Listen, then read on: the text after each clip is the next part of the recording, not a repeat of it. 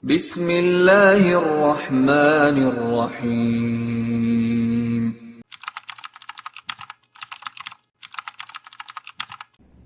Bismillahirrahmanirrahim. Assalamualaikum warahmatullahi wabarakatuh. Waalaikumsalam warahmatullahi wabarakatuh. Alhamdulillahirabbil alamin, amma ba'du. Puji serta syukur marilah kita panjatkan kehadirat Allah Subhanahu wa taala atas berkat rahmat dan hidayahnya kita dapat berkumpul di tempat yang insya Allah dimuliakan ini. Salawat serta salam semoga tetap tercurah limpahkan kepada Nabi Muhammad Sallallahu alaihi wasallam. Tak lupa kepada keluarganya, sahabat tabi'in, tabi'atnya, semoga sampai kepada kita semua selaku umatnya yang mendapatkan syafaatul uzma fi yaumil qiyamah. Amin ya Allah ya rabbal alamin. Nah, kami akan membahas mengenai kompetensi dasar 4, indahnya membangun mahligai rumah tangga.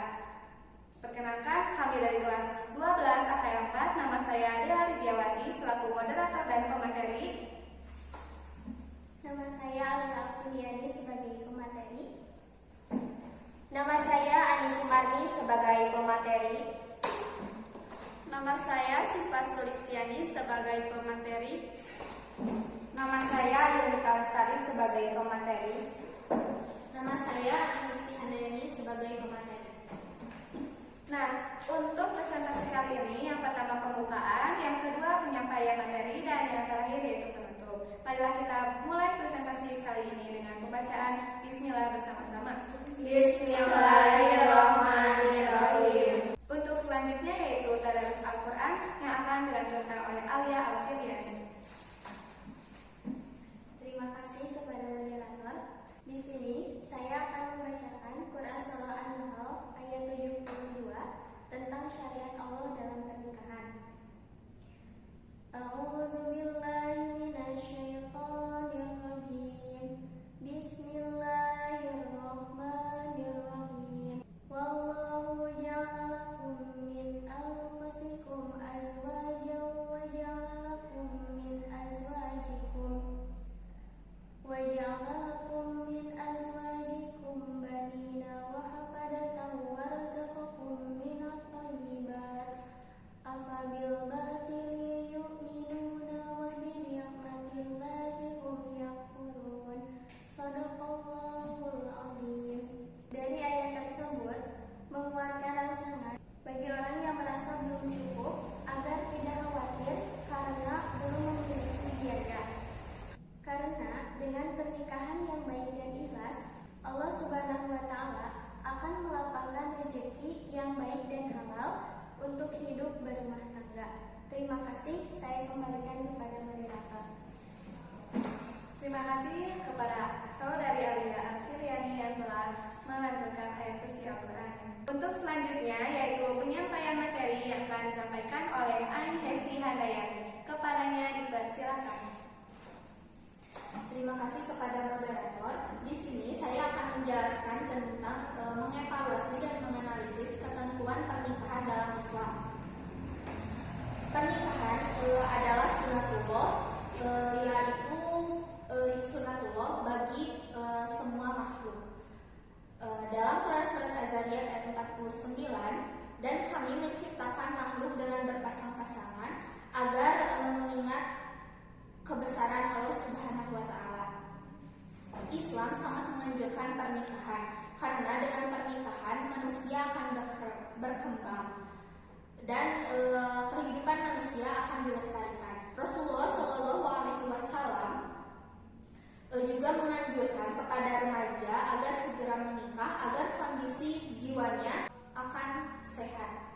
Terima kasih, saya kembalikan kepada moderator. Terima kasih kepada saudari Ani Hesti Handayani. Untuk selanjutnya penyampaian materi yang akan disampaikan oleh Ani Sumarni. Kepadanya dipersilakan. Terima kasih kepada moderator. Di sini saya akan membahas tentang pengertian pernikahan. Ada beberapa pengertian tentang pernikahan. Yang pertama, secara bahasa berarti mengumpulkan, menghubungkan atau menjodohkan. Kemudian menurut Kamus Besar Bahasa Indonesia yaitu perjanjian antara laki-laki dan perempuan untuk bersuami istri secara resmi atau pernikahan. Yang ketiga, menurut syariah yaitu akad Ahad yang menghalalkan antara pergaulan laki-laki dan perempuan yang bukan mahramnya yang membentuk hak dan kewajibannya masing-masing. Kemudian menurut Undang-Undang Pernikahan Nomor 1 Tahun 1974, yaitu ikatan lahir batin antara laki-laki dan perempuan sebagai suami istri yang membentuk keluarga yang berbahagia berdasarkan ketuhanan yang Maha Esa. Kemudian tujuan pernikahan. Ada beberapa tujuan dari pernikahan, yaitu untuk memenuhi naluri manusia yang asasi, untuk membentengi akhlak, untuk mendapatkan keturunan yang soleh, untuk beribadah kepada Allah, dan untuk mendapat ketenangan hidup. Terima kasih, saya kembalikan kepada moderator. Terima kasih kepada Ani Sumani yang telah menyampaikan materi. Untuk selanjutnya, materi mengenai hukum pernikahan serta mahram yang akan disampaikan oleh Sipa Sulistiani. Kepadanya dipersilakan. Terima kasih kepada moderator. Di sini saya akan menjelaskan hukum menikah. 1. Wajib bagi orang yang mampu dalam segala hal. 2. Sunnah bagi orang yang mampu, tetapi jatuh pada maksiat jika sekiranya orang tersebut tidak jadi menikah. 3. Mubah bagi orang yang mampu, tetapi tidak mempunyai syahwat sama sekali dan bertujuan hanya untuk bersenang-senang. 4. Haram bagi orang yang takut tidak bisa menjalankan kewajiban-kewajiban pernikahan. 5. Makruh bagi orang yang mampu tetapi khawatir akan menyakiti hati istri yang akan dinikahinya. 4. Mahram atau orang yang tidak boleh dinikahi. Mahram terbagi dua, yaitu mahram mu'abad dan mahram ghair mu'abad. Mahram terbagi 4 kelompok. Yang pertama, keturunan. Yang kedua, pernikahan. Yang ketiga, persusuan. Yang keempat, dikumpul atau dimadu. Saya kembalikan kepada moderator. Baik, terima kasih kepada Saudari Sipa Sulistiani yang telah menyampaikan materi. Untuk selanjutnya yaitu pembahasan mengenai rukun dan syarat pernikahan yang akan disampaikan oleh Ayu Lita Lestari. Kepadanya dipersilakan. Terima kasih kepada moderator. Saya akan membacakan rukun dan syarat pernikahan. Menurut Madhhab Syafi'i, rukun pernikahan ada 5. Yang pertama, calon suami memiliki syarat: 1. Bukan mahram wanita. 2. Orang yang dihendaki. 3. Muayyan atau identitas jelas, baik agama ataupun tempat tinggal orang tersebut. Yang kedua, calon wanita, calon atau calon istri. Syaratnya: yang pertama, bukan mahram si laki-laki. Yang kedua, terbebas dari halangan pernikahan. Yang ketiga yaitu wali. Syaratnya: yang pertama, orang yang dihendaki. 2. Laki-laki bukan perempuan. Yang ketiga, mahram si wanita. Yang keempat, balik bukan anak-anak. Yang kelima, berakal tidak gila. Yang keenam, adil tidak fasik.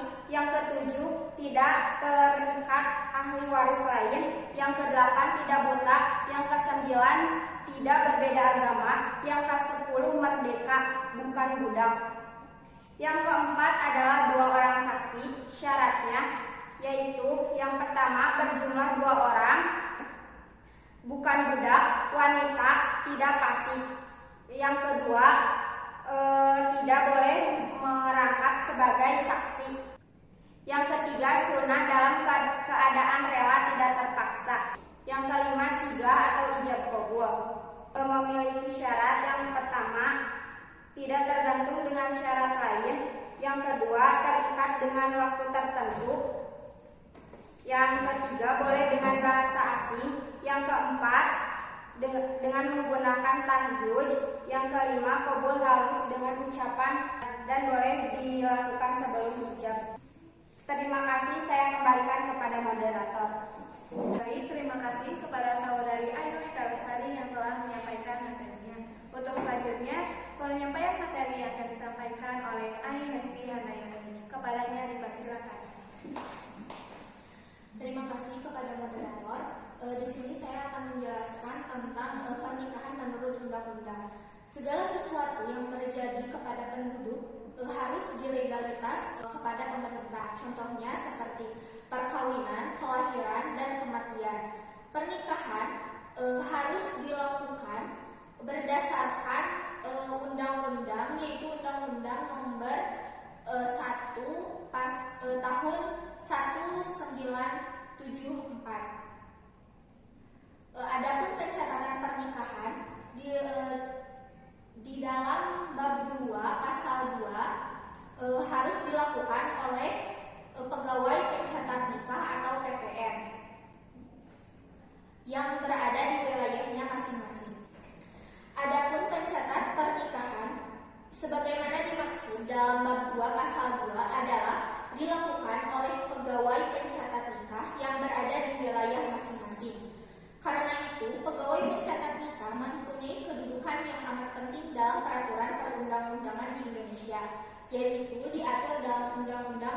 32 tahun 1954. Bahkan sampai sekarang pegawai pencatat nikah adalah satu-satunya pejabat yang berwenang untuk mencatat pernikahan yang dilakukan berdasarkan hukum Islam di wilayah masing-masing.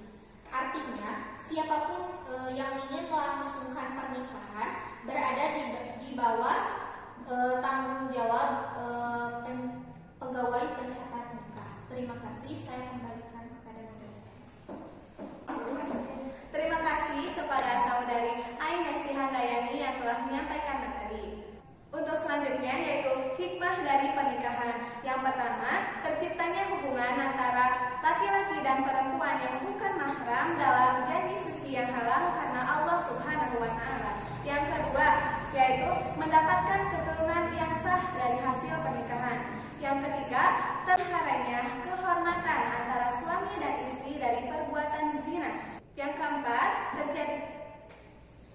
keempat, terjalinnya kerjasama antara suami dan istri dalam mendidik anaknya.